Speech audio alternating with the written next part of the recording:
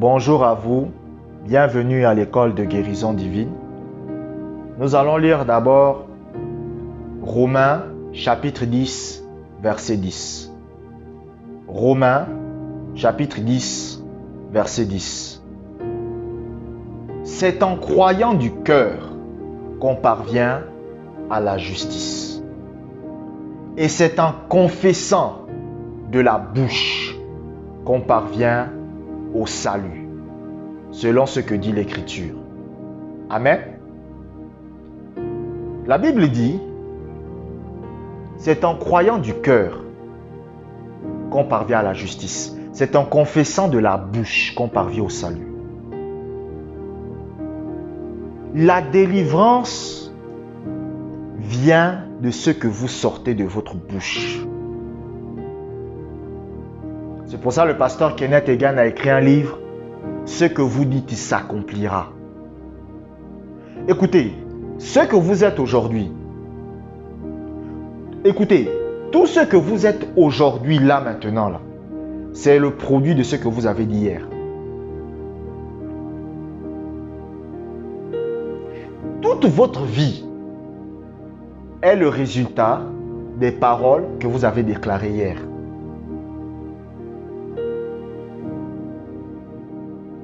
C'est pour ça que vous allez voir que même lorsque Moïse devait bénir le peuple d'Israël, il a commencé à faire quoi? Il a déclaré des paroles.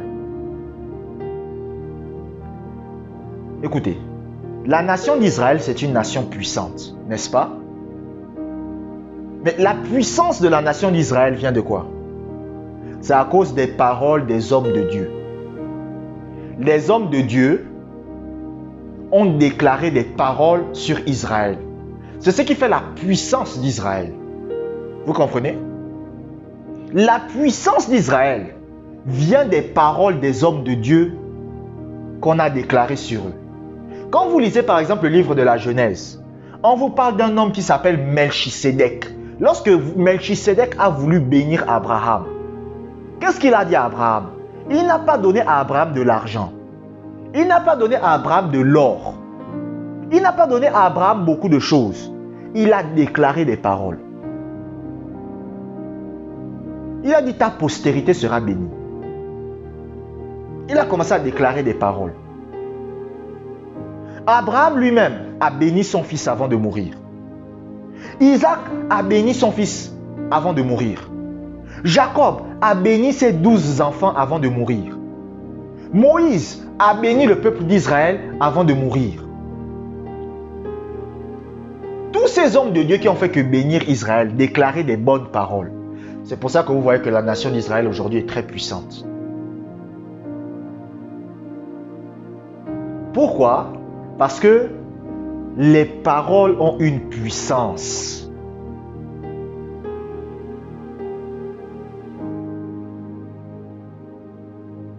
Les chrétiens ne sont pas conscients de ça. C'est pour ça, vous savez, il ne faut jamais qu'un homme de Dieu déclare des mauvaises paroles sur vous. Même si c'est quelqu'un qui vit dans le péché, si c'est un homme, écoute, ah mon Dieu, les chrétiens ne comprennent pas les principes spirituels. Même si c'est un pasteur qui vit dans le péché, il couche avec les sœurs de l'église, ne faites pas en sorte qu'ils disent du mal de vous. Vous comprenez? Il ne faut pas qu'ils disent du mal de vous. Moi, il y a des hommes de Dieu que je connais qui, bon, ce ne sont pas des hommes de Dieu parfaits, des papas que je connais, mais jamais ils vont dire du mal de moi. C'est toujours, ah Josué, oh non, mais c'est un bon enfant. Tranquille. Parce que je connais la puissance des paroles. Ce que vous dites et ce qu'on dit sur vous, c'est-à-dire si un homme de Dieu qui a un esprit supérieur, c'est ce qu'on appelle, parce que dans le royaume de Dieu, il y a des grades. Vous devez comprendre ça, il y a des grades. Et le grade ne dépend pas de l'âge que vous avez. C'est comme chez les militaires. Il y a des militaires, vous allez voir, il peut avoir 50, 40 ans, mais ce n'est pas un officier supérieur. Il y a d'autres que vous allez voir, ils ont 30 ans, c'est un officier supérieur. Les grades dans le royaume de Dieu ne dépendent pas de l'âge que vous avez.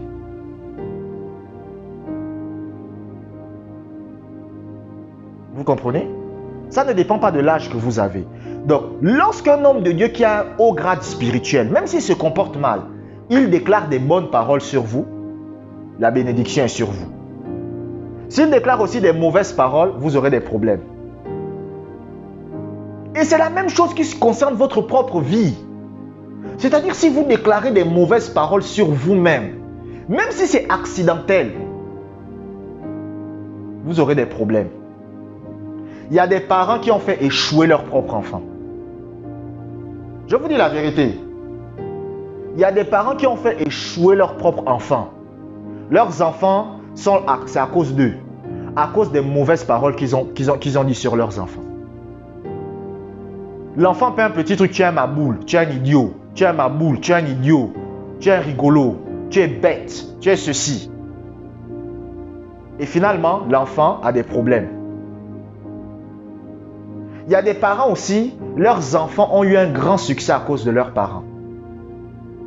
Parce que chaque fois qu'ils allaient à l'école, leurs parents les disaient, tu es le plus intelligent, tu es le plus fort, tu es le meilleur. Moi, chaque fois que j'étais à l'école, j'étais toujours parmi les meilleurs. Parce que ma mère me disait toujours, et même souvent elle me le dit, que tu es intelligent, tu es le meilleur, tu es le plus fort. Vous comprenez? Et c'est ce qui a fait en sorte... Pourquoi? À cause des paroles. Vous ne comprenez pas. Ah mon Dieu. Les chrétiens ne comprennent pas ce principe-là. Vous êtes une maman chrétienne, un papa chrétien, vous dites à votre enfant, tu es bête. Mais vous êtes en train de détruire la vie de votre enfant. Même si vous êtes fâché contre votre enfant, il y a des paroles qu'on ne dit pas. C'est pour ça que le livre des Proverbes dit que lorsque tu es fâché, mets la main à ta bouche. Lorsque tu es énervé, ne parle pas. Mets la main sur ta bouche.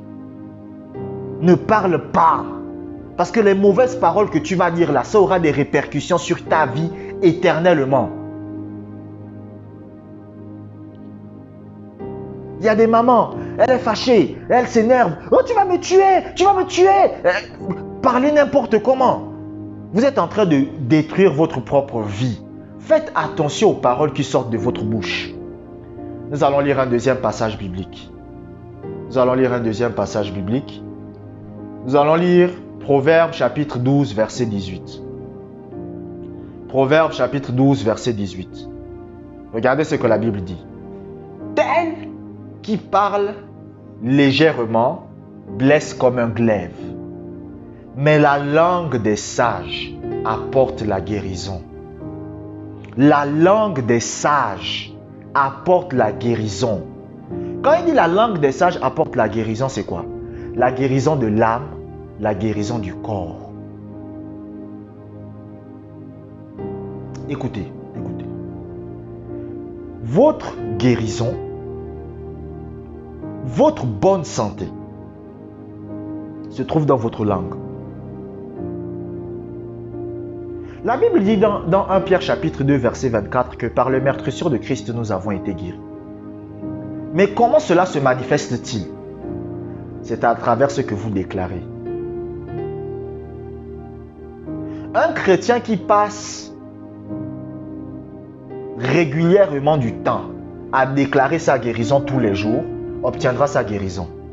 Je ne parle pas des chrétiens qui déclarent la guérison aujourd'hui et après ils déclarent la guérison dans une semaine. Ça ne sert à rien de faire ça. Les histoires des chrétiens qui y déclarent la guérison aujourd'hui, oh, je suis guéri, je suis guéri, je suis guéri. Et après, ils ne déclarent plus. Ils déclarent maintenant 15 jours plus tard. Je suis guéri, je suis guéri. Et après, ils ne déclarent plus. Ils déclarent maintenant 2 semaines plus tard. Je ne parle pas de ça là. Je parle de ceux qui déclarent leur guérison tous les jours. Quand ils se lèvent le matin, je suis guéri, je suis en bonne santé. Je décrète et déclare ma guérison. Je suis en bonne santé, je suis guéri. Au nom de Jésus, je suis en bonne santé. Je décrète et déclare ma guérison. Et qui le dit avec ses émotions?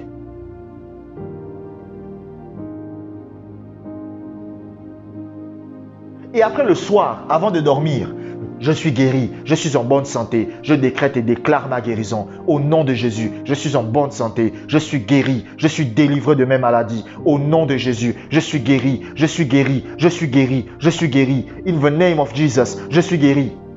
Qu'est-ce qui se passe?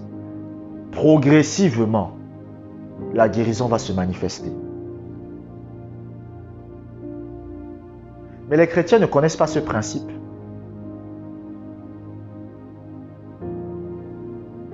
Au lieu de confesser la guérison tous les jours, ce que la plupart des chrétiens font, c'est de venir devant Dieu et de pleurer pour leur guérison. C'est pas comme ça qu'on obtient sa guérison. Est-ce que vous savez que même les chrétiens qui ont perdu leur guérison, c'est à cause des mauvaises confessions qu'ils ont faites? Il y a des chrétiens qui ont perdu leur guérison à cause de leurs mauvaises confessions.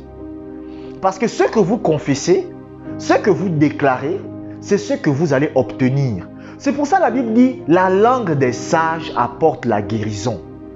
Pourquoi? Parce que le sage, écoutez, le sage, c'est pas un vieux qui a les cheveux blancs, qui est assis au village, qui est là, et c'est pas ça le sage.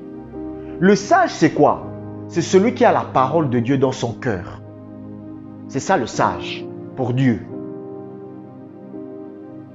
Et Eliou va dire que la sagesse, c'est pas dans les cheveux blancs. La sagesse, c'est celui qui a la parole de Dieu dans son cœur. C'est lui le sage.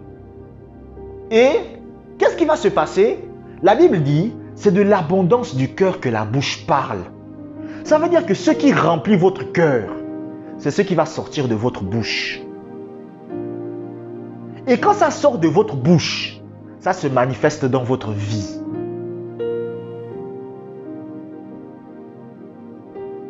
Lorsque vous ne passez votre temps qu'à écouter la parole de Dieu sur la guérison, ça entre dans votre cœur. Quand ça entre dans votre cœur, ça sort par votre bouche. Quand ça sort par votre bouche, ça se manifeste dans votre vie. Le problème des chrétiens, c'est qu'ils ne sont pas consistants dans leur confession. Leur confession change à tout moment. C'est ça le problème. La confession des chrétiens change à tout moment. C'est-à-dire qu'ils confessent aujourd'hui, le lendemain, ils confessent le contraire. Et après, ils recommencent à confesser la guérison. Le lendemain, ils confessent encore le contraire. Ils ne sont pas consistants dans leur confession. J'ai été guéri de ma constipation chronique à travers la confession. Donc, ce que moi je vous dis, écoutez, le problème, vous savez, il y a un homme de Dieu qui s'appelle Charles Capps. C'était les amis de Kenneth Hagin, les amis de Norvel Hayes, Kenneth Copeland et tous ces gens. Et Charles Capps, il a dit quoi? Il a dit, enseigne ce que tu pratiques. Ne pratique pas ce que tu enseignes. Ça veut dire quoi? Ça veut dire que ce que tu enseignes aux gens, tu dois déjà toi-même l'avoir pratiqué. Toi-même, tu as vu que ça donne des résultats et maintenant, tu l'enseignes aux gens. Vous comprenez? Donc, quand moi je vous dis que confessez votre guérison et vous allez obtenir votre guérison, c'est parce que moi-même, je l'ai mis en pratique. Si quelqu'un vient me dire que je confesse ma guérison tous les jours et je n'obtiens pas ma guérison, c'est qu'il y a quelque chose qui est mal fait. C'est qu'il y a quelque chose qui est mal fait. Parce que Dieu ne fait pas exception de personne. Dieu n'est pas un sexiste. Dieu n'est pas un raciste. Dieu n'est pas dans la discrimination. Si moi j'ai confessé ma guérison et que j'ai obtenu ma guérison et que quelqu'un d'autre confesse sa guérison et ne l'obtient pas, ça veut dire qu'il y a quelque chose qu'il fait mal. Parce qu'il n'y a pas de raison que moi Dieu me guérit et vous Dieu ne vous guérit pas. C'est faux. Le même amour que Dieu a pour moi, c'est le même amour que Dieu a pour vous. Donc, vous devez confesser votre guérison et garder votre confession. Gardez la même confession tous les jours. Seigneur, je suis guéri. Seigneur, je suis guéri. Je décrète et déclare, je suis guéri. Merci pour ma guérison. Le matin, le soir, vous revenez. Seigneur, je suis guéri. Merci pour ma guérison. Vous le faites tous les jours. Pendant 1 mois, pendant 2 mois, pendant 3 mois, vous allez obtenir votre guérison. Il y a des gens qui ont été guéris de maladies incurables après 8 mois. Pendant 8 mois, il continue à déclarer. Il a été guéri.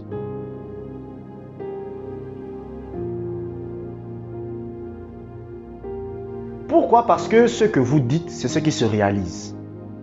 Lorsque vous gardez la même confession tous les jours, vous allez voir, la maladie va partir. Mais le problème, c'est que les chrétiens changent leur confession à tout moment. Abonnez-vous pour des prochaines vidéos. Que la grâce du Seigneur soit avec vous.